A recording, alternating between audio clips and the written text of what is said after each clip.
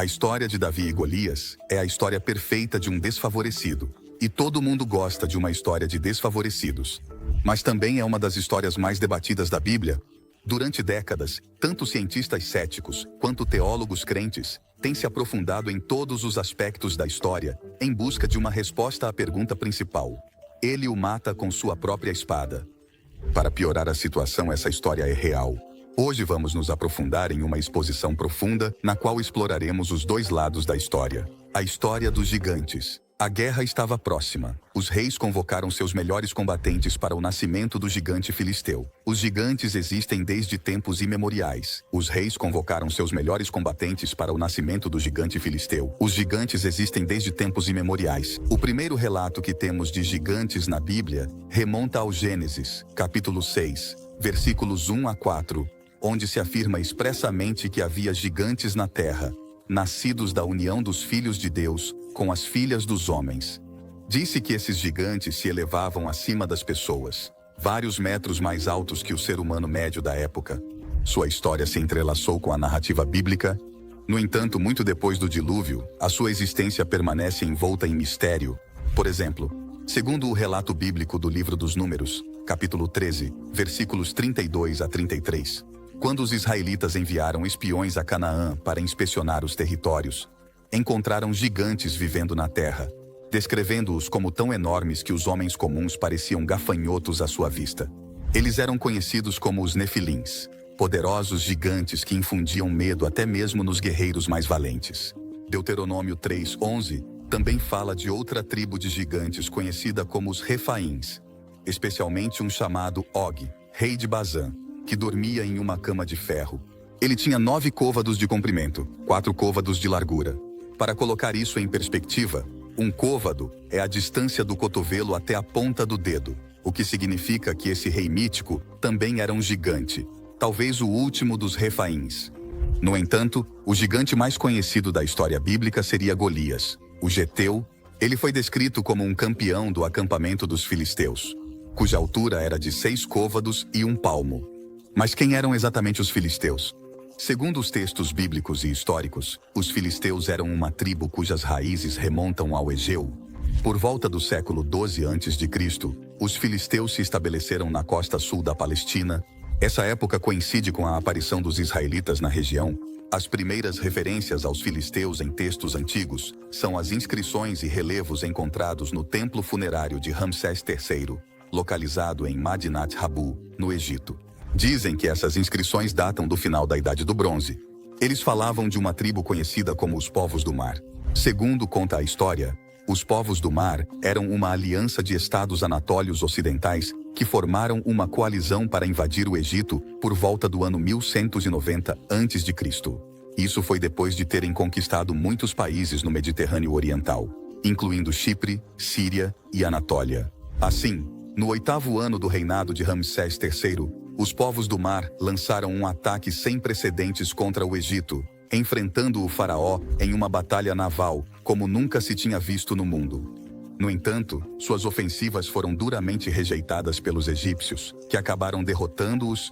Após essa derrota, os Povos do Mar acabaram se estabelecendo na planície costeira da Palestina, a partir de Jope, o que hoje é Tel Aviv e Yafo, bem ao sudoeste de Gaza.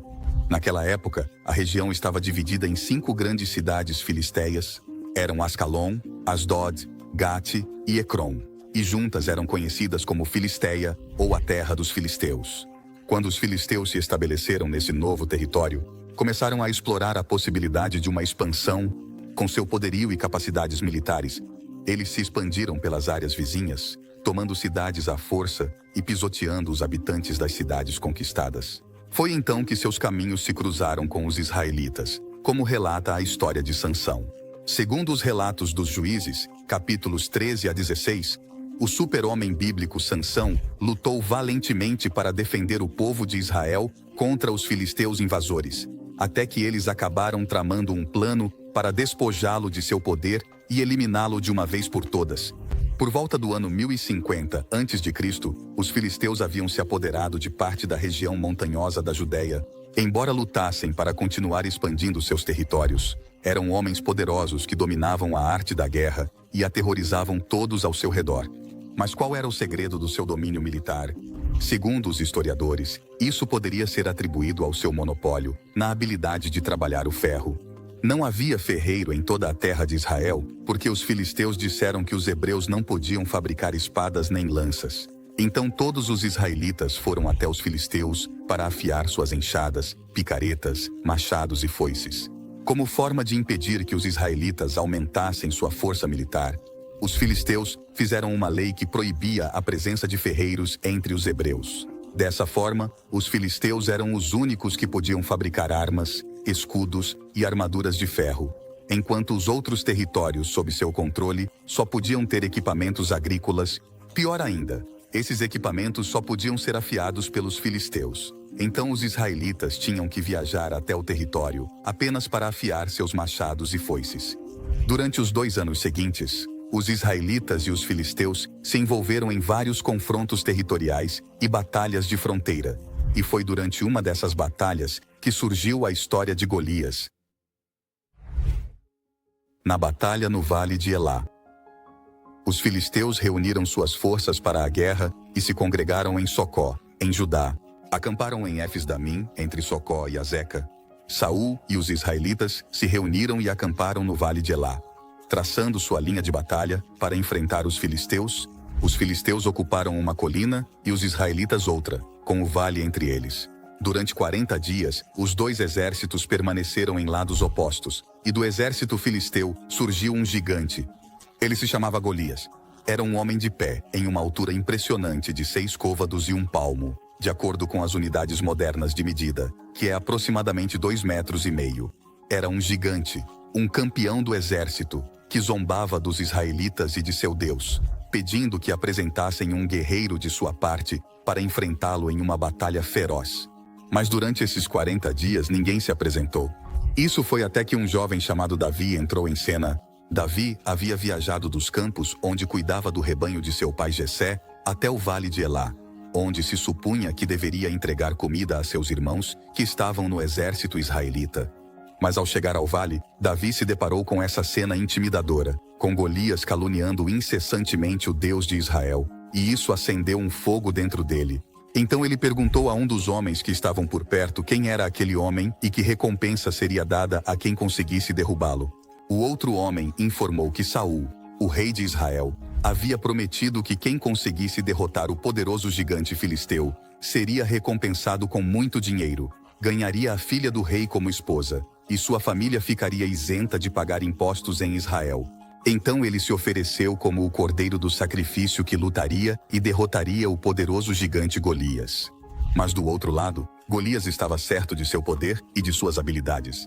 Seu tamanho era suficiente para desanimar qualquer herói. Então, ele estava bastante certo de que os israelitas nunca o considerariam um oponente digno. Então, pelo canto do olho, ele viu que um jovem se aproximava vestido com roupas de pastor, viu uma onda nas mãos do garoto e não conseguiu conter sua diversão e desprezo. "Sou um cachorro para você vir com paus", rugiu Golias para Davi.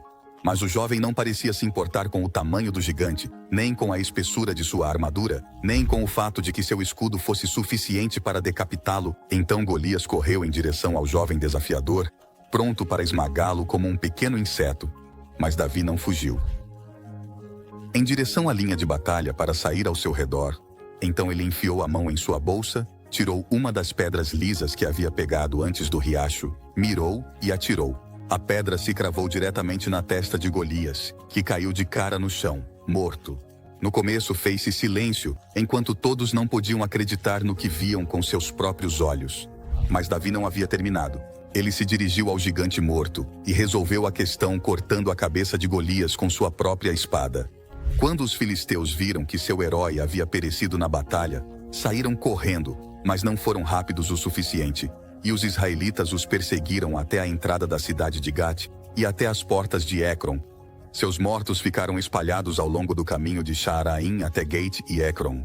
Finalmente, os israelitas conseguiram contra-atacar seus inimigos, e a vitória foi um dos acontecimentos mais monumentais da história de Israel. Mas até que ponto isso é verdade? E que provas históricas podemos encontrar para apoiar esse relato bíblico? Muitos historiadores estudaram essa história por décadas, Um par deles levantou dúvidas sobre a validade de toda a narrativa para separar a realidade da ficção. Vamos explorar uma a uma algumas dessas contradições e especulações, enquanto tentamos resolver esse quebra-cabeça, peça por peça. A contradição entre Davi e Saul. Um dos principais problemas que muitos historiadores têm com essa história é que alguns detalhes parecem se contradizer. O primeiro, por exemplo, ofuscou toda a narrativa e se concentra na questão candente de se foi realmente Davi quem venceu Golias. Segundo muitas fontes, há provas de que a história foi atribuída a Davi depois que ele se tornou rei, com o objetivo de promover sua imagem de guerreiro feroz. Um dos principais argumentos a favor dessa teoria é o fato de que Davi se encontrou com Saul no capítulo 17 de 1 Samuel. Segundo o capítulo 17 de 1 Samuel, quando Davi começou a fazer perguntas sobre Golias e as recompensas que seriam dadas a quem o derrotasse, alguém o ouviu e foi informar a Saul, o rei de Israel na época. Saul então mandou chamar Davi, desanimando-o porque essa missão que ele queria empreender não era para um menino pequeno. Mas Davi não se intimidou e informou ao rei que havia enfrentado animais ferozes como ursos e leões enquanto cuidava das ovelhas de seu pai, e que assim como havia vencido aqueles animais, também veria o fim do gigante. A questão aqui é que o relato parece como se fosse a primeira vez que Saul conhecia Davi ou ouvia falar dele.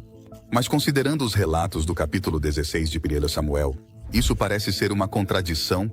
Você verá, este capítulo anterior fala sobre como Saul desenvolveu misteriosamente uma doença mental que só a música relaxante tocada por um músico especialmente habilidoso conseguia acalmá-lo, e essa foi a primeira vez que ele conheceu Davi.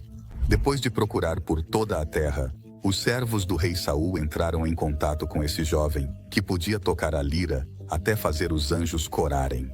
Então foram ver seu pai e pediram permissão para levar Davi com eles para o palácio. E segundo o versículo 23 deste capítulo, Saul disse a Jessé, o pai de Davi, dizendo: "Deixe que Davi permaneça a meu serviço, porque ele encontrou graça aos meus olhos." O que significa que Saul já havia conhecido Davi no passado. Então, por que parecia no capítulo seguinte que Davi e Saul se encontravam pela primeira vez? Para aprofundar mais no mistério, essa parte da história está evidentemente ausente da antiga tradução grega da Septuaginta, ou da Bíblia hebraica, que fala de Davi sendo enviado ao campo de batalha por seu pai e se encontrando com Saul, assim como o versículo 55, onde Saul parece perguntar sobre a verdadeira identidade de Davi. Todos estão ausentes da antiga tradução grega.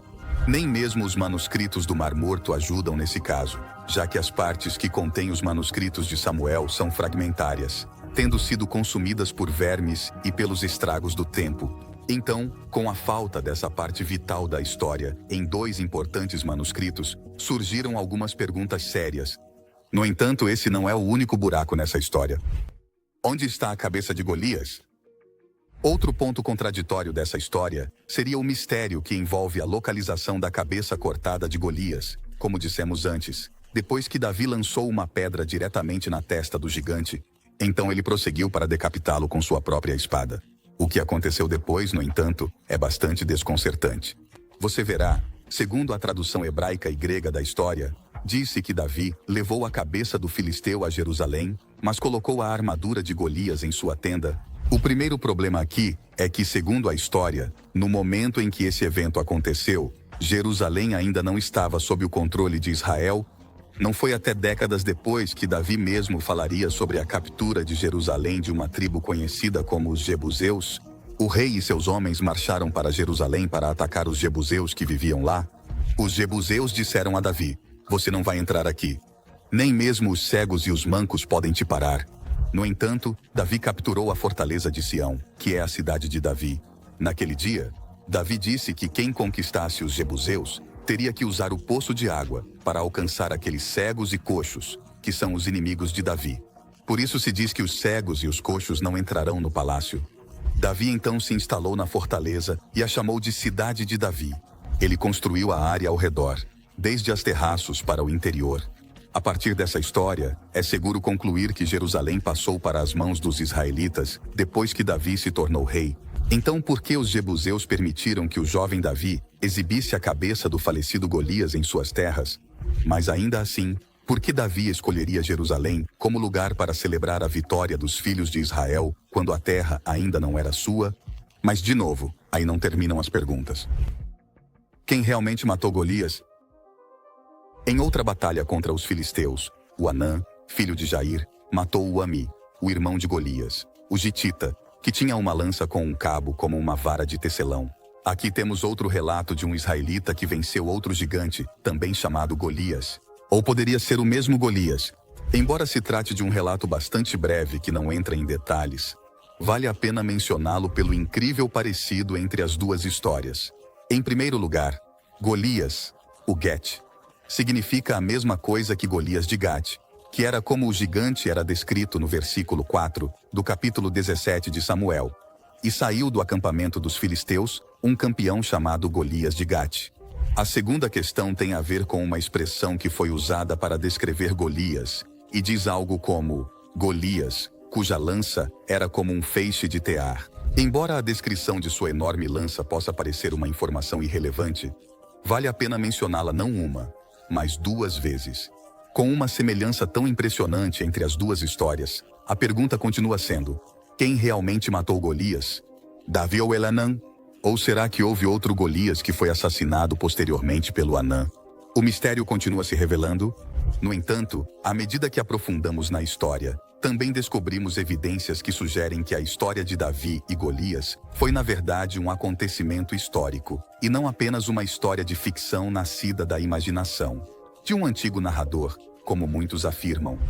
O elo perdido, a armadura de Golias. O argumento mais importante em apoio à teoria de que Davi e Golias realmente aconteceram é a descrição bíblica da armadura de Golias. Segundo os arqueólogos, essa descrição se encaixa na prática dos guerreiros da Idade do Bronze, assim como na armadura que eles usavam na guerra. Naquela época, os guerreiros como governo eram conhecidos como campeões e costumavam marchar à frente das fileiras liderando o ataque. Eles eram chamados de promachoi, que se traduz como primeiros homens, e sua armadura era exatamente igual à de Golias. Os guerreiros micênicos usavam armaduras de pernas a partir do século 13 a.C., e até as representavam em suas cerâmicas e obras de arte. Essas armaduras de pernas também foram encontradas em várias tumbas antigas de Chipre, o que significa que a prática estava muito difundida naquela época. Recentemente, saiu a notícia de que os cientistas finalmente abriram a tumba de Golias, o gigante, que esteve selada por milhares de anos. Ao olhar para esta cápsula do tempo, descobriram ossos que pareciam humanos, mas eram tão enormes que os cientistas não podiam discutir que pertenciam a gigantes. Por mais estranho que possa parecer, ossos como esses têm aparecido em vários sítios arqueológicos ao redor do mundo.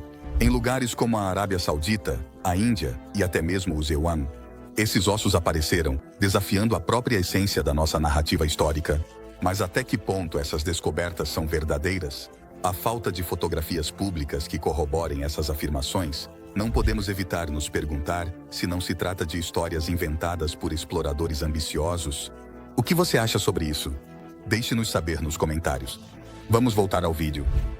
Golias e Davi em textos não bíblicos. Outro argumento que frequentemente tem atormentado a história de Davi e Golias é o fato de que, além da Bíblia, não há outros textos antigos que corroborem a história. No entanto, foram realizadas escavações no local da cidade natal de Golias, que trouxeram evidências que sugerem que a história também foi documentada por outro autor. Esses relatos foram encontrados inscritos em fragmentos de cerâmica com escritas semíticas antigas e continham nomes semelhantes a Golias. Essas peças de cerâmica vermelha são conhecidas como os fragmentos de Golias e foram datadas no século 9 a.C. O fato de que essas inscrições contenham nomes parecidos com Golias é às vezes citado como prova de que a história realmente aconteceu. E Davi? Apenas 2 inscrições não bíblicas dos reinos de Israel e Judá contêm o nome de Davi, rei de Israel. Curiosamente, todas datam de cerca de 2 séculos depois da sua morte. A primeira é a Estela de Tel Dan, descoberta entre 1990 e 1993, e 1994. Durante as escavações de Tel Dan, no norte de Israel, as inscrições estavam escritas em aramaico e, de acordo com as interpretações comprovadas, parece ser uma proclamação de vitória sobre Israel por parte de Azael, que na época era o rei da antiga nação da Síria. Em uma das sessões ininterruptas dessa proclamação, Israel é referido como a casa de Davi, o que confirma o fato de que Davi era realmente uma figura histórica. Datada entre 870 e 750 a.C., a inscrição tem sido amplamente aceita como uma referência ao rei bíblico Davi, fundador da casa de Davi, e cujo linhagem governou ininterruptamente o reino meridional de Judá, até ser capturado pelos babilônios em 586 ou 587, ou 587. I.C. Também há a Estela Meixa, outro texto antigo datado em torno de 840 a.C., e que supostamente foi feito pelo rei Mexe de Moabe, que hoje é a Jordânia.